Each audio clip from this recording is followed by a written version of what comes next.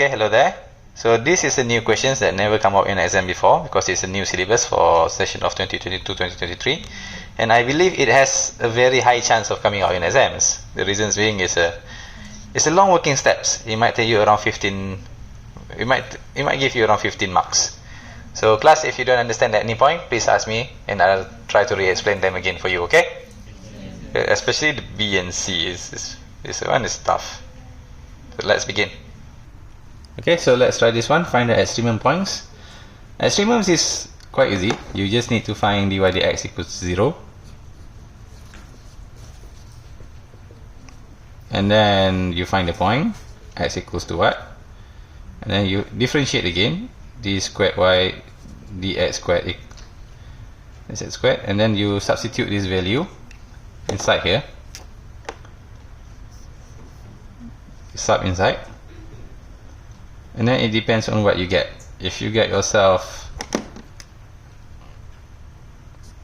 d squared y, dx squared. Since my hand and my brain is not coordinating well, my goodness, this d squared y dx squared less than 0, it means it's a max. And if you get yourself d squared y dx squared more than 0 is a min. Okay, so those are the strategies that we will be using, and let's begin. So once we get here, firstly we diff. So we get ourselves, in this case, f prime x 12x cubed minus 12x squared. Okay, and at this point here you need to make it equals to 0 because you want to find the critical point. You make remark here to find critical point.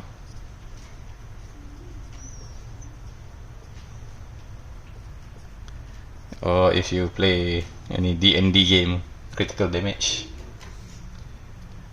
Someone's laughing there. Okay, so now we factorize these things out. 12x squared, x minus 1 equals to 0, so x equals to 0 and 1. You okay? So over here nothing much, we just rearrange, factorize, and then you solve for x.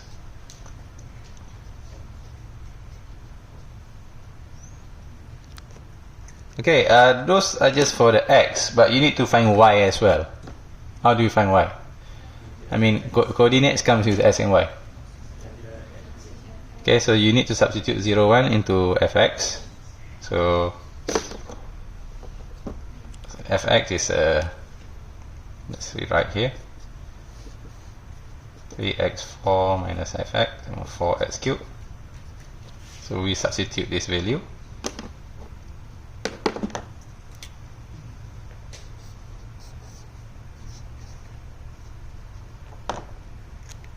So we can get ourselves f0 equals to 0 here, and we get ourselves f1 equals to negative 1. So in short, we got 2 points, the critical points. I like to write that on crits because in gaming terms it means crit damage. If you play as an assassin, as a Ragnarok or Maple Maple story, then it keluar damage banyakan, give you a lot of damage. Okay, so you just got the points, but now we want to check the crit points here, whether it's the extremum or minimum, or maybe it might not be. So we differentiate this another time.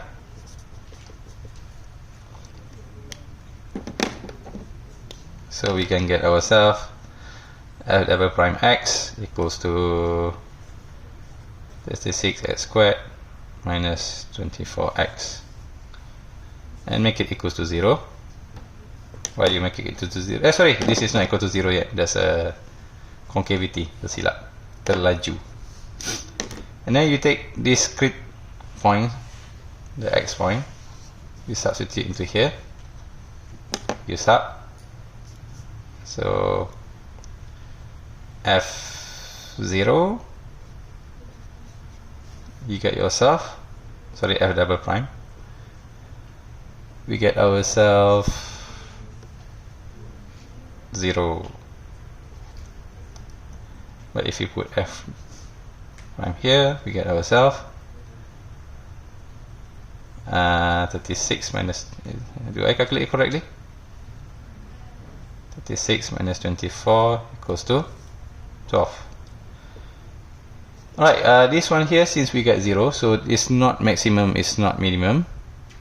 Okay, so 0, 0 is not maximum, not minimum. Not max, not an extremum point lah.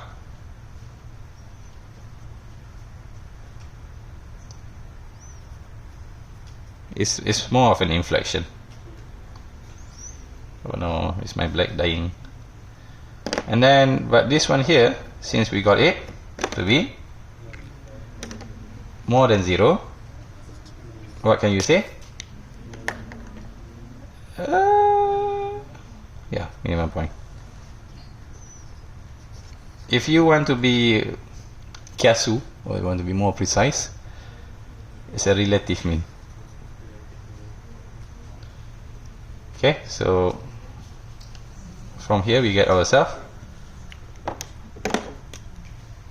1, negative 1 is a relative mean point. So this is our answers. Are you okay? Okay, a few things that would like to emphasize. In exams, you need to write everything. Then only you get full marks. They want to see more than 0, they want to see 12, want to see more than 0, and they want to see your conclusion at the end of it. You okay? This is a long working steps. Are you okay with this? Nak saya terang mana-mana lagi tak? Oh my goodness, the final result is quite messy. It's a long working steps. Let's move on.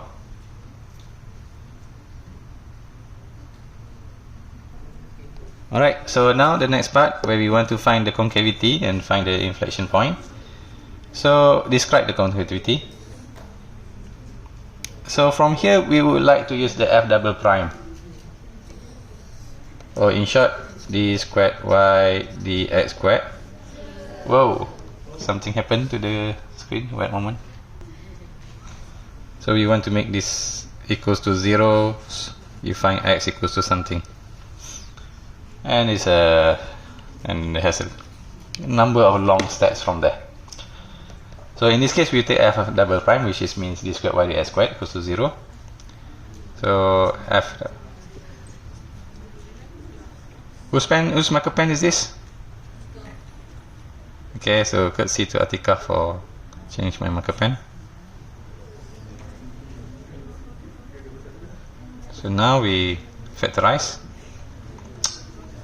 36 minus 24x, sorry, 36x equals to 0. So now we got ourselves x equals to 0 and 2 over 3. You might ask me, sir, why don't I factorize 12 here? Because it's a hassle to calculate. But I can see 24, 36, 2 over 3 faster that way. Okay, once you reach here, now here's where I need your attention, and here's the long story is going to be. One moment, we should do one thing. Find fx first. So fx, this one here, you would like to find the point, so f0 remain as 0. What about f2 over 3? We're using this one. Can you calculate for me? Negative 16 27. So your 2 points, the points, but you do not know its nature yet. Is it critical point? I mean, is it inflection or not? So this is where the next workings is long.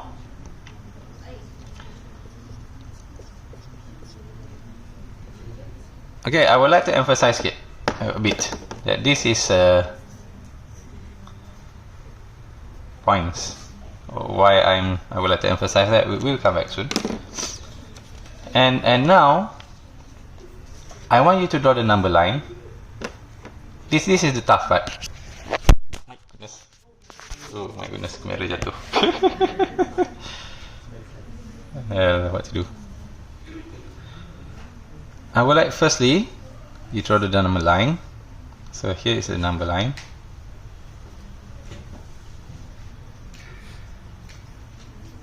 And it based on the value of x that we got just now when double differentiate equals to 0, double derivative. So here's a 0, here's his 2 over 3. Last time I write it out here. And here is a positive infinity, here's a negative infinity. And then tell me the interval. So can we agree here is negative infinity until 0? 0 until 2 over 3 and 2 over 3 until infinity. And I would like to emphasize to you, these are intervals, not points. They are not points like this one here that we got just now. Some people when they read it, they become confused. One of them is me. Okay, and then from here you need to choose a number. Choose a number within the intervals. So let's go with a negative 10, let's go with 1 over 3, and let's go with a 10. Are you okay? Imagine there's a it will go longer.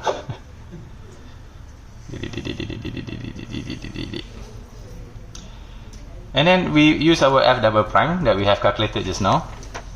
This one, let me rewrite it over here. So f double prime 36.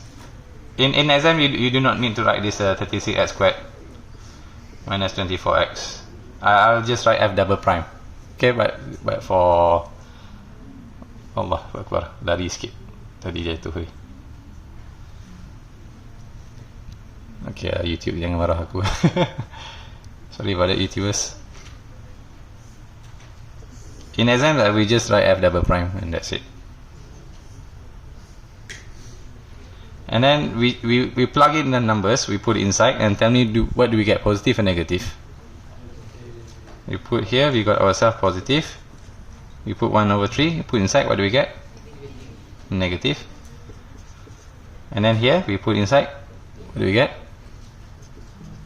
Positive. Are you okay? And then now we describe the concavity. So here it becomes, since it's positive, it becomes upwards, negative, downwards, and then here positive, upwards. Alright, there are more than one way for you to know whether it's upwards and downwards. You can use a f prime only, divided x only, but in this case, if you want to prove inflection, then you need to have this. One moment. Upwards, some lecturers say, hey, draw that as well. We are not going to use it yet, but it's going to be helpful on your next step when you try to draw the graph. If I can see the change of this from here to here, if I can see the change of upwards and downwards, then it means the point here 0, 0, 0 just now we have calculated 0, 0. That means 0, 0 is an inflection.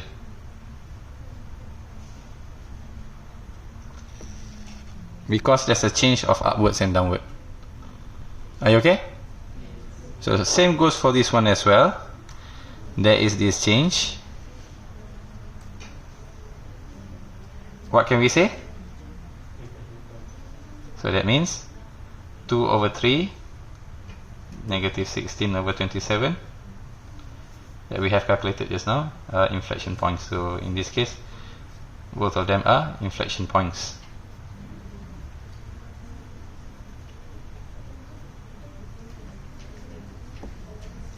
Are you okay? And then we need to describe the concavity because the question asks us to do so. So the concavity between the inflection points, you need to take this one. If you want to describe concavity, you need to take the interval. Okay? Bagi saya kah? Negatif 16 ni tadi kita calculate. Alright, that's where we got the point just now. This is the confusing part. This is points, this is interval where it's a bit confusing lah. Okay, and at the part the interval we need to take negative infinity 0 and for 2 over 3 infinity. These two are positive upwards, concave upwards.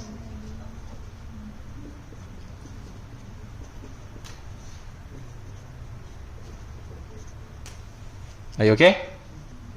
I accidentally hit the camera. And 0 until 2 over 3. This is a concave downwards.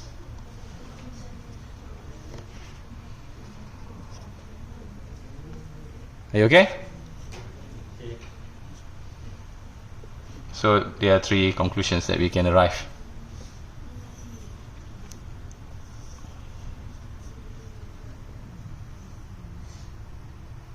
Okay, now see for the sketch the graph before we can go further down. So I'm taking this information from the first part just now. From our first part.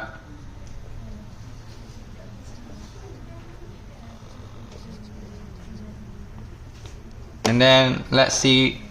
Okay, we need to do another number line. Number line. And this time here you just take for the x0 and x1. So 0, x1, yeah, I can call this a x line. And same here is infinity, here is negative infinity. And then it's the same stuff again. If you want to draw the interval or not, up to you. Interval ni tak berapa penting sangat lah. It's not that important if you know what you're doing. But if you are low performance students, it might help you. And then it's the same. This time choose a number. We choose a number. So let's say negative 10. Here let's take 0.5. And here let's take 10. And then this time I'm going to use my f prime. F prime x. Sorry, I'm not going to rewrite this time. This one here, everybody can see. And substitute the number. What do you get? Positive or negative? The first one is a negative. The second one, if you substitute inside, you get yourself positive. Now, if you substitute 10, I think you're wrong. I think this is wrong. Negative, right? And this one, if you substitute 10, positive. Okay, now if f prime x is negative, negative, positive, what does it mean? It means it affects the gradient. So the gradient going to be down, down, up. Or you can also say it's a down, down, up. Are you okay? So now that we are done, we draw the box a little bit better. Oopsie. Okay. Okay, now we got all those informations, then only we can sketch the graph. Okay, now we would like to draw the graph. That these are the 3 points that we got: 0, 0, 2 over 3, negative 16 to the 7, and 1, negative 1. Okay, and as you can see, so I don't just make a dot line here, I even label them up. In exams, in the recent exams, you need to label them up. If you make the dot, it's not enough, because I mark it, and the head of the examiner, they said if you don't label, then you will lose your marks. Okay. Okay. Now, firstly, we would like to use this the first derivative that we got just now, and downward and upwards. And let's look at the intervals. So this is negative infinity until 0, so that means around here. And then 0 until 1, that means around here. And the final one is 1 until infinity, so let's make it around here. Okay, you see this all interval, 3 interval. We do that. Make this and then what happened during that interval? It's a down, down, up. Are you okay? Down, down, up. So it might be something like this. It's a down, down, and up. Sort of that. And then we take our another interval that we have calculated just now.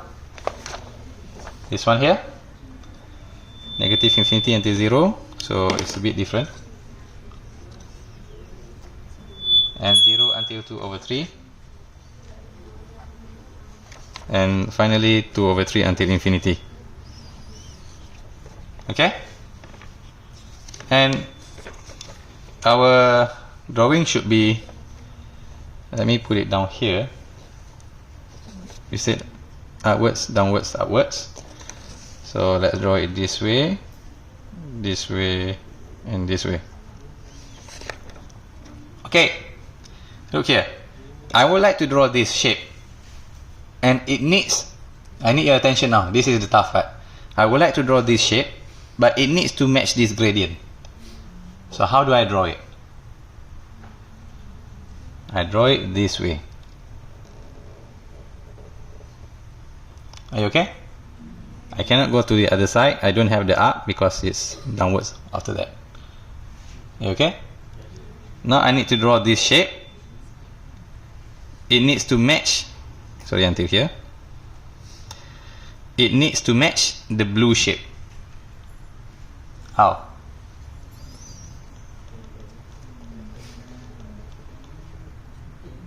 Are you okay? You understand it? And now I need to draw this shape between this interval, and it needs to match the blue shape. How?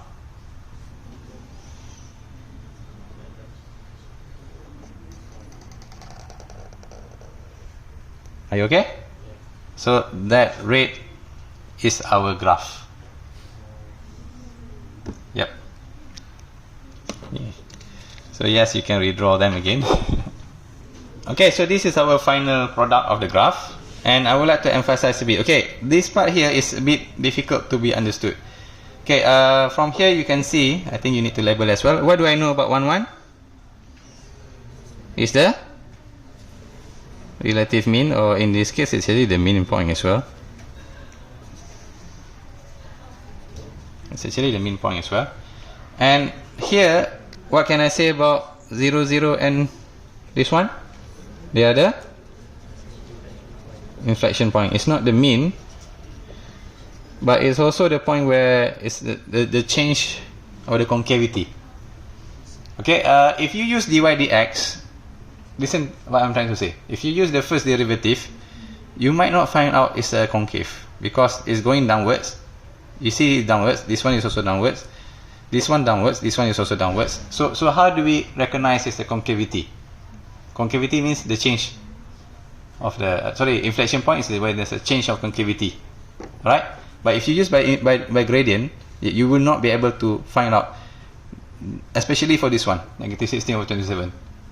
Okay, this one you might be able to find out just now because we find the critical points in our first derivative is 0, 0.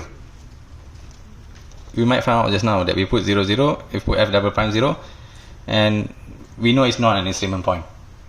But this one here, if we don't do the second derivative, we might not find out that is the inflection point. This is the second derivative just now. If you don't find it this here, we might miss it. Okay, what actually happens here? Now, I would like to use the 21st century of learning. Right, you might have this from your brother's toys. This is what happened at inflection. Can you see? The blocks are joining this way. So it's a different blocks. This is what happened at this inflection and at this inflection. If you ride a roller coaster, you know that this is a different force. Okay? When you ride a roller coaster, have you ride a roller coaster in your life? How many of you like to ride a roller coaster? Please raise your hand. Okay, these are the cycles. I don't understand why people like ride a roller coaster. I'm too scared of it. Okay, so if there's a change of direction, these are the concavity. You understand? So sorry, when the change of concavity, so that's the change of force as well. This is where your psycho people like to ride roller coaster so much. Okay, I would like to end with one thing. Okay, why just now we call relative mean, and why did I say just now this is actually a mean point?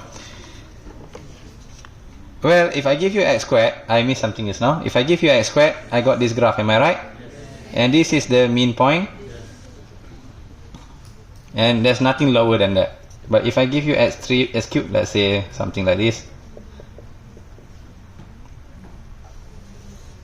This is not the actual mean point. This is relative mean. Because this graph, I can go lower and lower. You understand? That's why they call it the relative mean. So, but for this one here, I can see nothing can go lower than that because the graph is going up. So it's actually the mean point. Are you okay? Yes. Alright, I would like to end up the class with a riddle. I think my class have known the answer. I asked already last week. You can explain to your viewers later. Nanti jawab lah. Nanti you answer. Why Einstein? Shh, don't tell the answers yet. Why Einstein invite time to his wedding? Shh, sabar. Be patient. We give the viewers around 10 seconds to think, and then my class, please answer it as loud as you can. Okay, 10, 9, 8, 7, 6, 5, 4, 3, 2, 1. Okay, answer. Okay, alright, that's all. Thank you very much for watching. Okay, bye. Please comment, share, like, and subscribe.